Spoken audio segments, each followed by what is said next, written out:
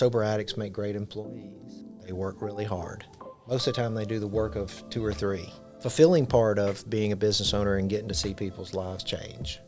I think that's worth all the headaches and difficulties and things we have to deal with along the way as a result of having, a large staff that's had addiction issues. I think it's worth it. Substance use disorder touches all our lives, and often we feel hopeless or frustrated in our pursuit to understand how and why it happens. Welcome to APC Recovery Cafe, where we discuss the topics and trends around substance use, provide education and resources, offer recovery support, and also discuss prevention tactics, all through the stories of the people who have been there. We invite you to grab your favorite coffee or tea and join us for a variety of guests that will bring understanding, information, connection, and hope.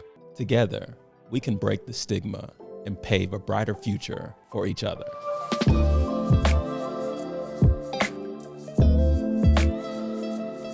Hey folks, welcome into this episode of the APC Recovery Cafe. My name is Art Wimberly. I'm a person grateful to be in long-term recovery.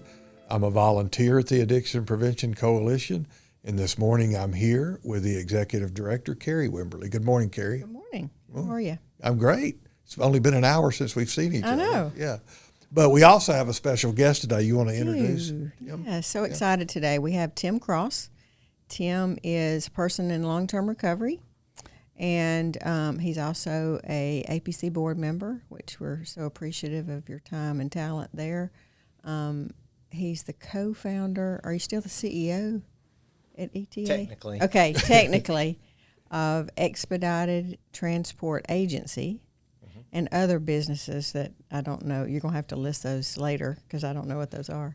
But in the trucking industry, and really something we'll talk about later, really one of the organizations on the forefront in Birmingham of recovery supportive environments. And I know we'll talk about that. That's been sort of your goal and passion, I know, with some of your businesses. And we're hoping to be more and more in that space. So I do want to talk about that. But first of all, just welcome. Yeah, thank you. So glad you were able to join us. Now what, I noticed you have a large bottle of water there. So do you start most days with a bottle of water? No coffee? Well, it's usually 2 cups of Cafe Bustelo. Okay. And then I move to water. Okay, good. What is sounds that? wise. Got to have the caffeine Yeah, first. the and then Bustelo water. is pretty strong stuff. It is. Yeah. Good. So I'm surprised your wife lets you drink that. I mean, based on your personality, and does it hype you up or does it calm you down? Probably a calming down. Yes, because you're pretty out there. Yeah. Right when you wake up, right? It's like I am. Yeah. Feet hit the floor, I'm gone. Yeah. So Carrie talked about the company Expedited Transport Agency. So ETA, was that just a coincidence that ETA, expected time of arrival and expedited? Was that just coincidence or something? Or? I'm trying to think of who came up with that name. I think my partner Jim Reichert is the one that came up with that name and just asked me if I liked it and said sure. That we didn't quabble or about it at all. I was just like, okay, sounds good to me, and that was that. Okay. It was just that easy. Kind of a really neat synchronicity there with the ETA thing. Yeah. So want to talk, as Carrie said, later in real detail about your passion for helping those with a past actually find meaningful employment. But I'm pretty sure you weren't born and grew up with thinking this was going to be your life's mission. So take us back, tell us a little bit about your journey, where you're from, and maybe the story of what happened to get you into addictive behavior. Yeah, great question.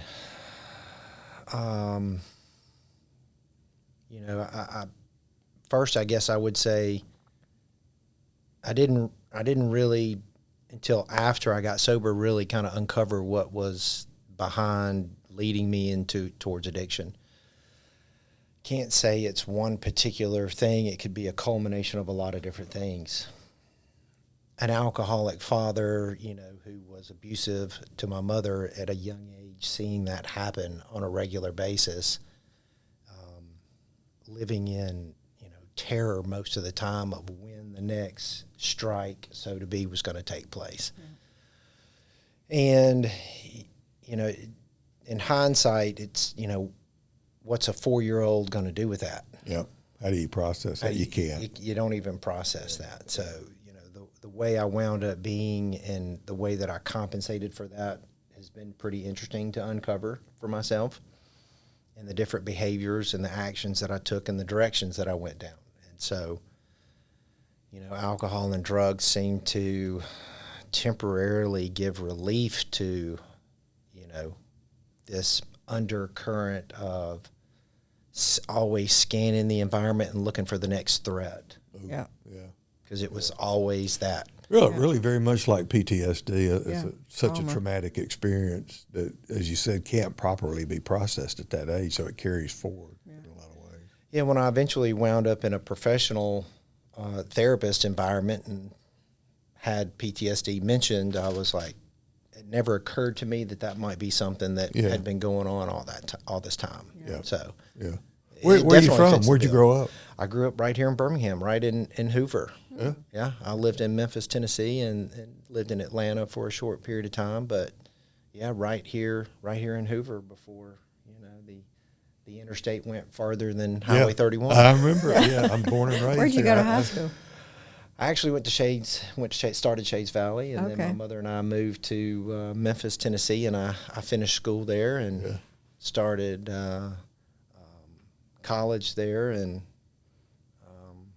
you know, alcohol and drugs had, you know, caused me to withdraw, and that was my first introduction into to sobriety. Okay. So when did use start for you? What age do you remember?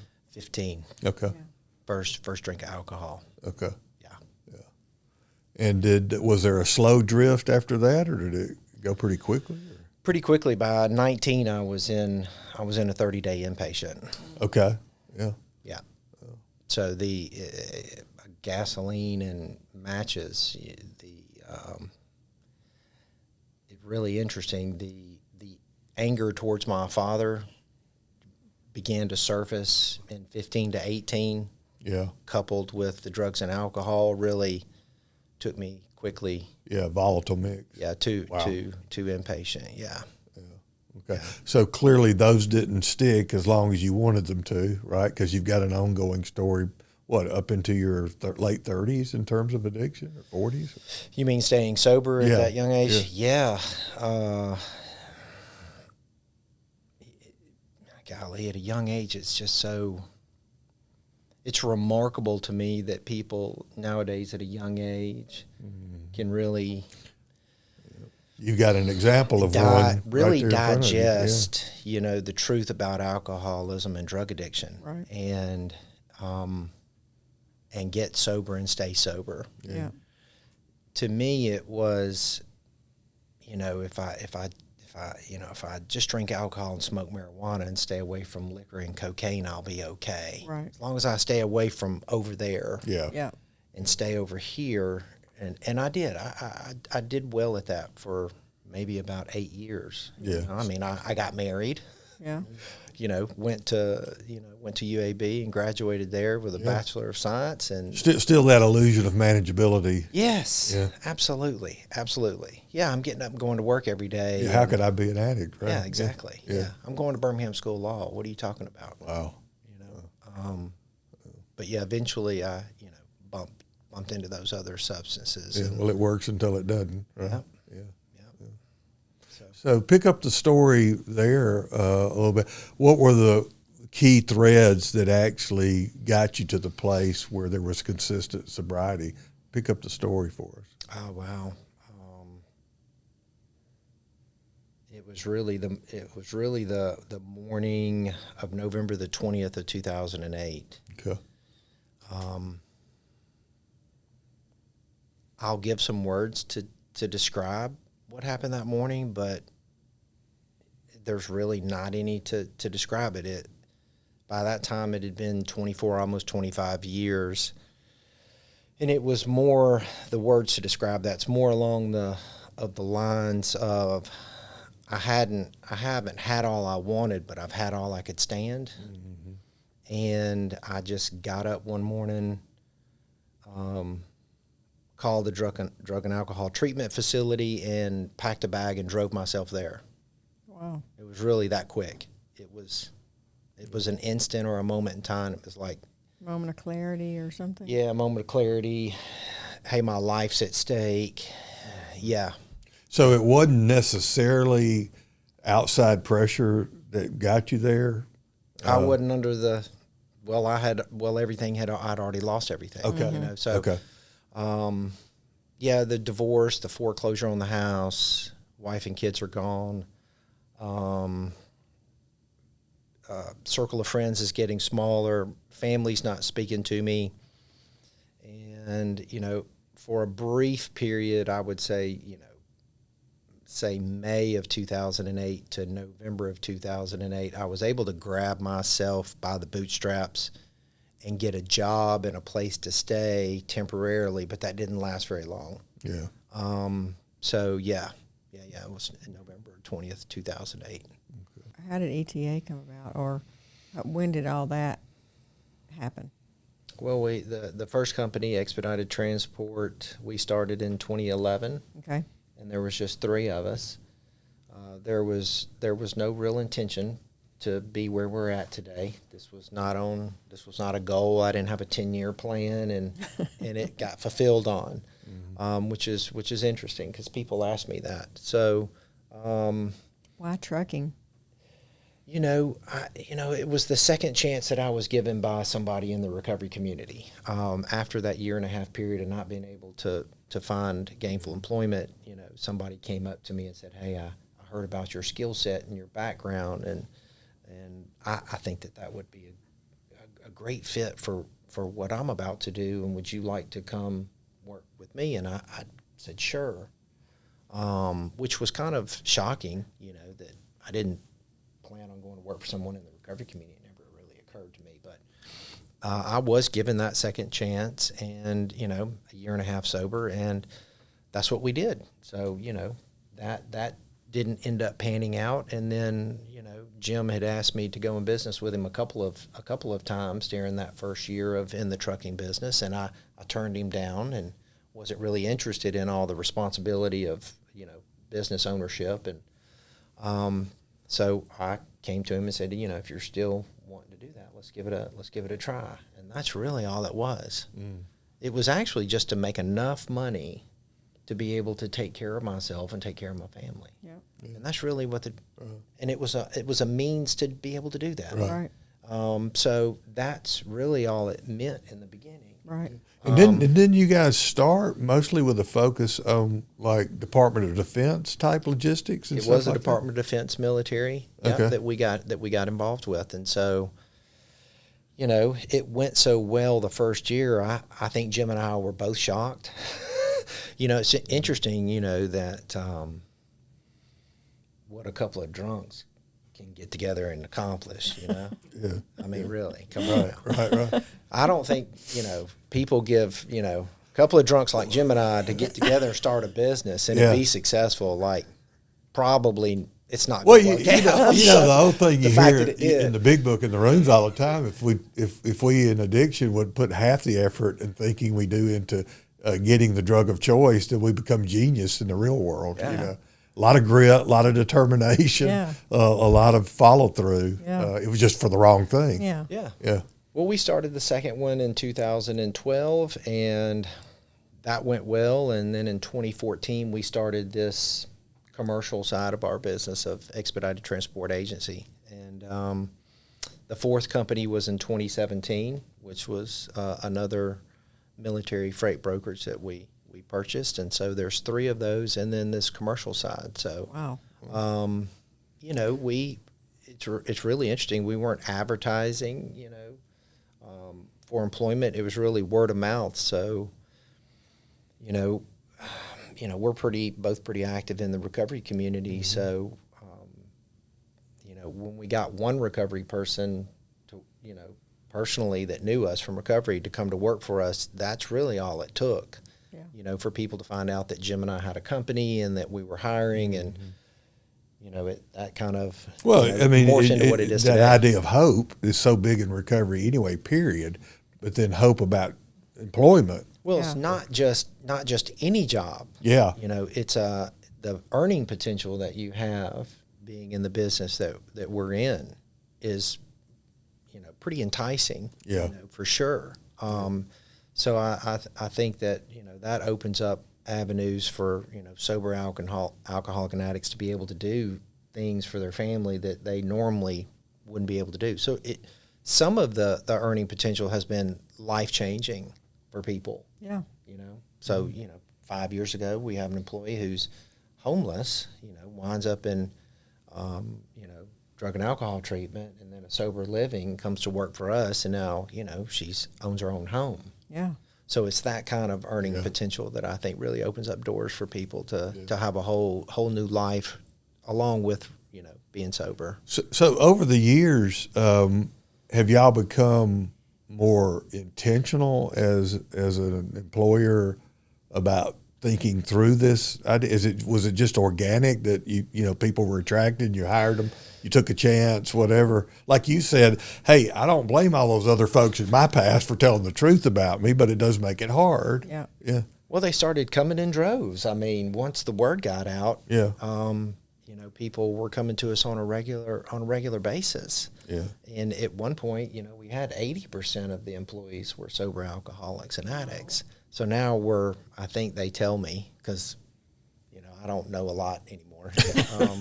They tell me that it's 62%. So we've actually got this nice mix of non-alcoholic and alcoholic addict employees, which has been great. There is no roadmap to navigate this landscape of 62% sober alcoholic and addicts. Yes, I was going to say, okay, you have a policy manual. Yeah, there's businesses out there that's like, okay, now let's get real. Yeah, what's that really like? Yeah, there is a chapter in a book called Two Employers, and we have used that as a format, when hiring alcoholics and addicts. We're definitely not interested in hiring alcoholic and addicts who aren't sober. Right.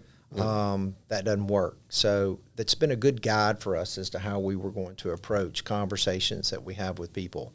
And we're interested, if you get sober and stay sober long enough in the city of Birmingham, people. Yeah. So it's like, well, who's your sponsor? How long you been sober? Where are you at in the 12-step recovery in the step process? For us to make that decision, like the further along they are in the process, the more successful we felt like they might be. So and it really sounds like you're not just looking out for the company; you're really looking out for the individual too. In early to check, okay, this might not be the right fit for you. It might hurt your recovery. Getting sober and staying sober for us has been a life and death. Yeah, it really is a life and death situation, and we, as sober alcoholics, we understand that. So, we also wanted to be very careful about that, because we certainly didn't want people. We certainly didn't. I don't want to say careful, I guess is the right word. Cautious, because we could be enabling people.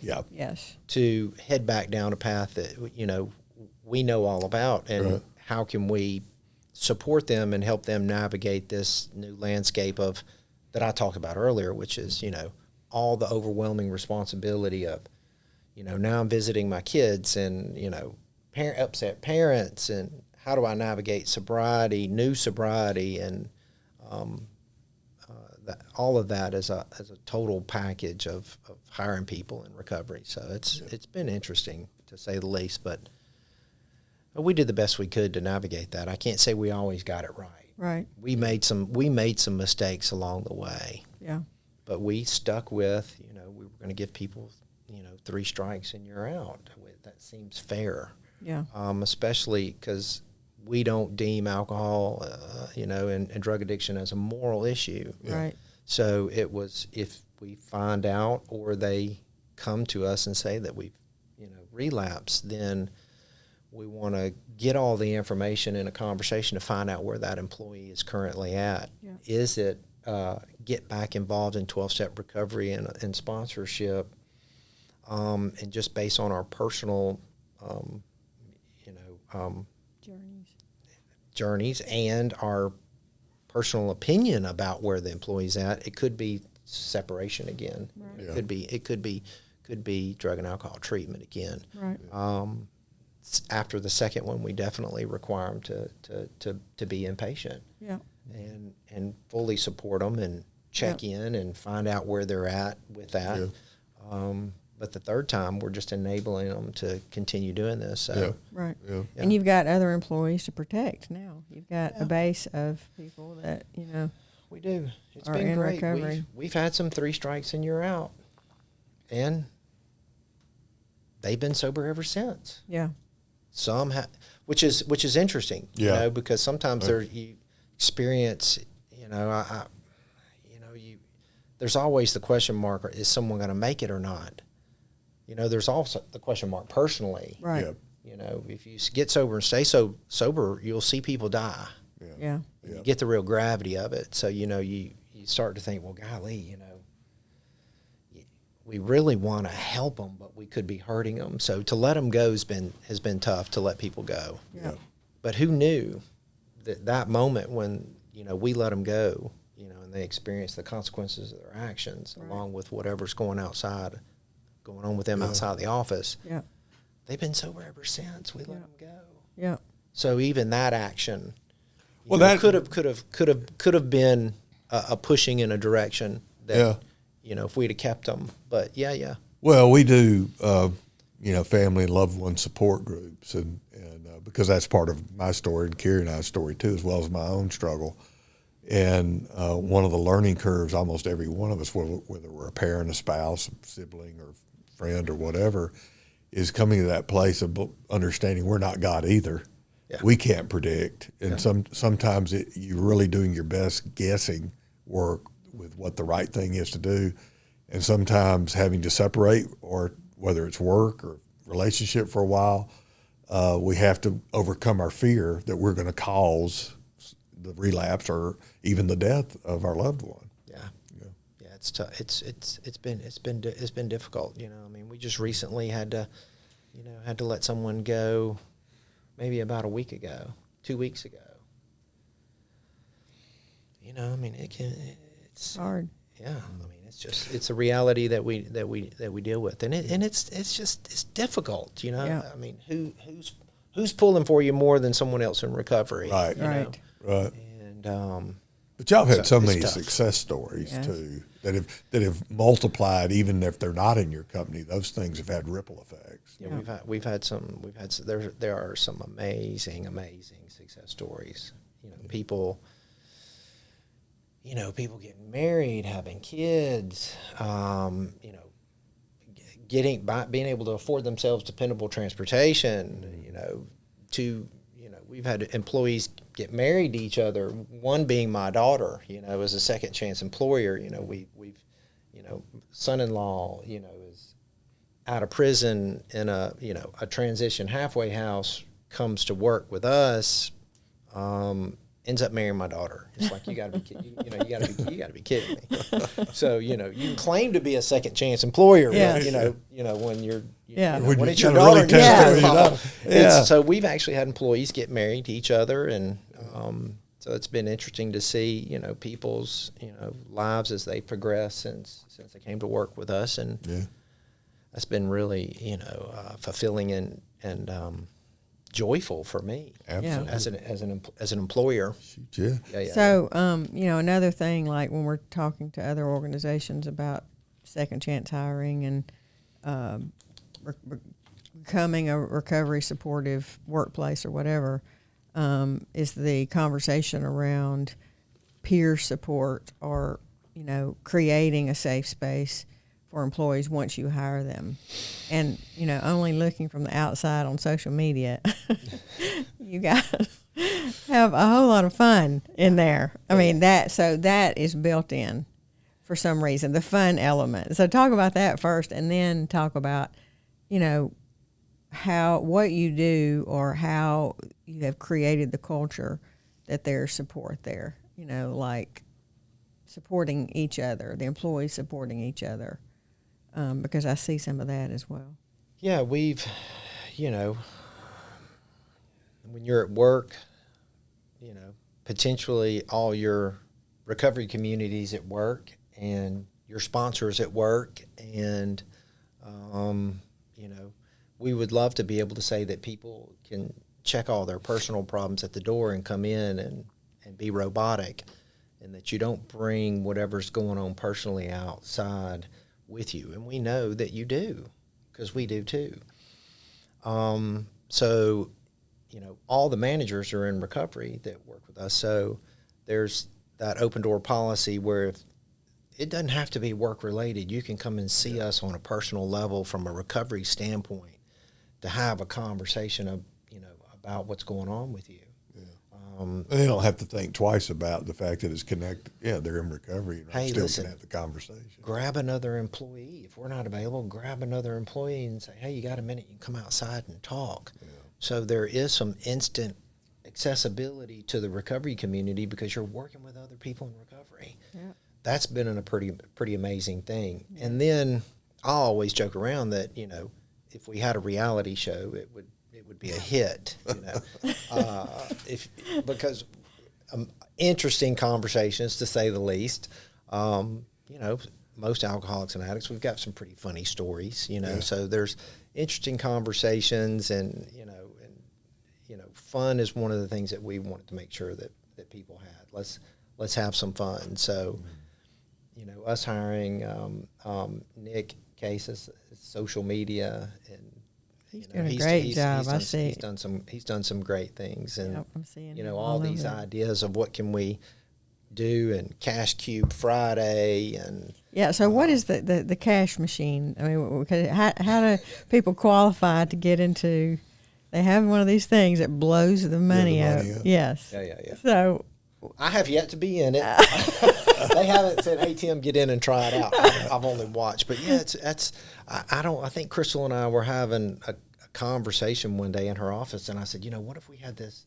I was like, because we're thinking of things that would give people incentive and yes. fun and would motivate people, and what were we going to implement next? And I was like, what if we had this, you know, those old Cash Cube things, you know, people would get in and grab cash. I was like, I would want to get in one of those. And she was like, next thing I know, Amazon's delivering one to the office. That's Crystal. Because us alcoholics and addicts, we move fast. You know? We don't mess around. Well, so, especially her. Yeah. And next thing I know, she's like, I got one. It's on order. It's coming. It'll be here on Thursday. And I'm like, okay, great. So, wow. You know, so now we've got a regular bank run that has to be made to keep the cash in the flowing. office, you know, so we can so stick it's the like, cash in there. Like employee of the week or something gets in the cash box? Well, there's, you know, it's whatever the management team comes up with for certain, you know, benchmarks that people have to achieve during the week. And if you achieve those, you know, your name is in the hat, and then we've got a wheel, you know, that's up on the monitor, an electronic wheel, and you click the mouse, and, you know, your name is, you know, like Wheel of Fortune. I don't know. It's like The Price is Right when they spin the giant wheel. Yeah. Now you get into the show. Yes. What is it? Showbiz, show market, or whatever. I don't care. You know, people are showcase. Yeah. Yes. Yeah. And then, you know, they get in and get an opportunity to, you know, grab some cash, which is great for new people. Yes. You know, to be able to have some money in their pocket. Good. And then, you know, we've done gas cards and gift cards. And then there's something. I mean, food. Y'all are all about the food too. Like a crawfish bowl or whatever. Yeah, we have one of those every year. Yep. You know, every quarter, you know, we like to, well, I like to, I think I'm the one that, you know, Jim and I started that. It's like, let's feed everybody, be fun, the fellowship, and, you know, food's a pretty common thing to bring people together. You know? Yep. So I just took that and ran with it. And I was like, you know, every 90 days, let's get a new, different food truck and vendor from Birmingham and come over to the office and feed us. And that's what we've done. That's been a hit. All the people I've worked for in the past, they never fed us like that. So, you know, people are like, hey, I need to come over there and go to work for you. I know. I mean, I'm going to get to try some good food and have some fun. And oh, by the way, I get to earn a little money, you know, so. I'm curious, the folks that do work with you that don't have a background with substance use disorder. Yeah. Do you ever have conversations, or they ever talk about kind of like does working in that environment with folks that are in recovery, does it ever kind of cross-pollinate with them or something that they feel like, oh, I'm actually learning something because there's so many people in recovery? Anything like that ever happen? Yeah. Well, from a ownership and management standpoint, we decided that when we have non-alcoholic, or we'll say normal people, come to work with us, it can be shocking,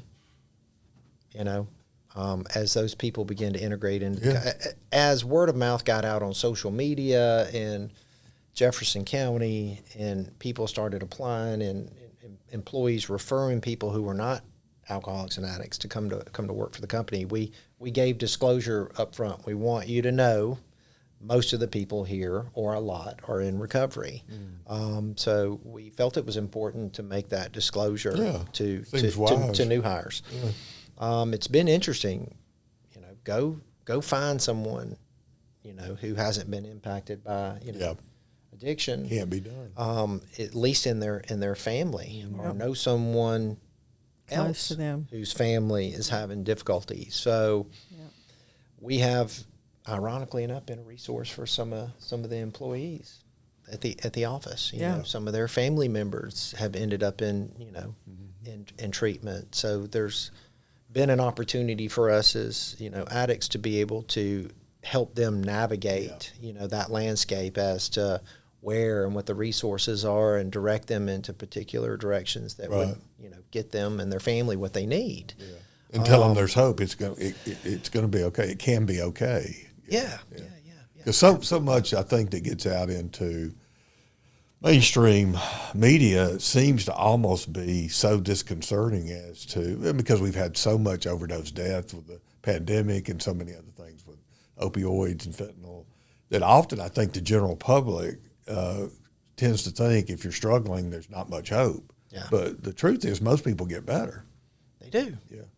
If they're taking the action and following the suggestions 100%, there's a vibrant recovery community in Birmingham right now. So it is an example of what can happen. And I don't fault other employers for not willing to give the second chance.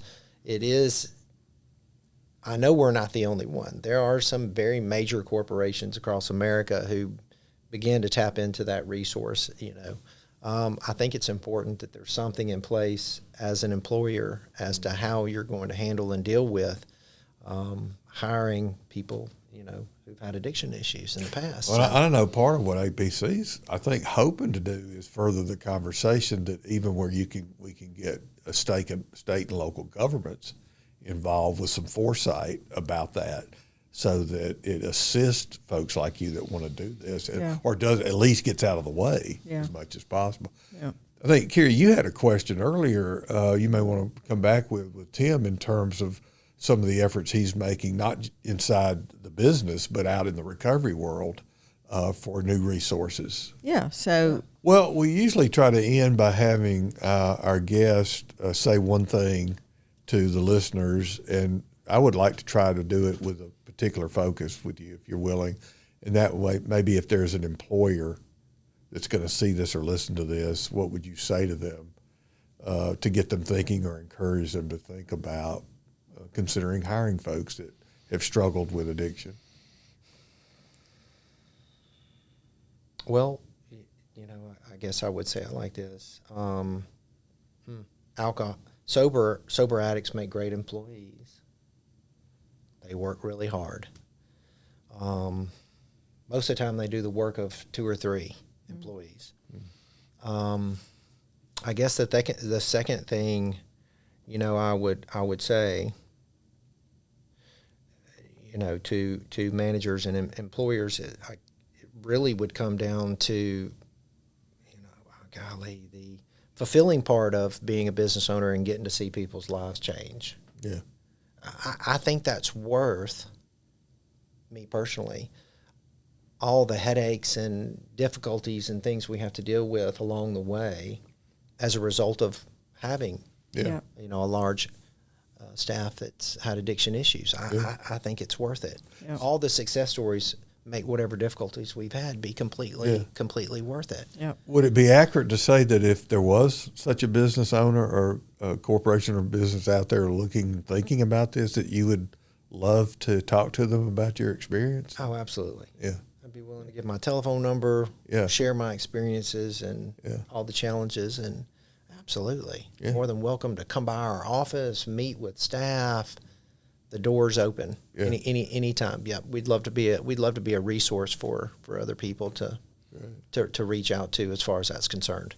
Well, we hope that APC can be a resource for y'all to do that and to help you as that begins to spread in the future. So we have a workplace conference coming October the 5th that's basically training employers about creating mentally healthy workspaces and workplaces.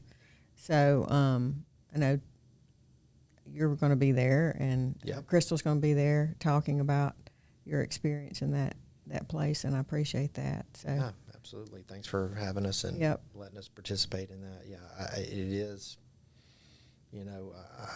we're definitely unusual in the sense that I guess the percentage of people with addiction issues that we have is, I don't know of another company that has 62% of their staff is in it. Exactly. Had addiction issues. So it is a unique situation that we find ourselves in, and so we've got plenty of experience in navigating those waters. Yeah, and a lot of people don't. So they don't. Yeah. I mean, based on the media coverage you guys have had over the past few months, it's evident that there's a wave. Like it's a thing. It's coming. Hopefully. Folks, thanks for joining us this time for this episode of APC Recovery Cafe. We hope to see you soon.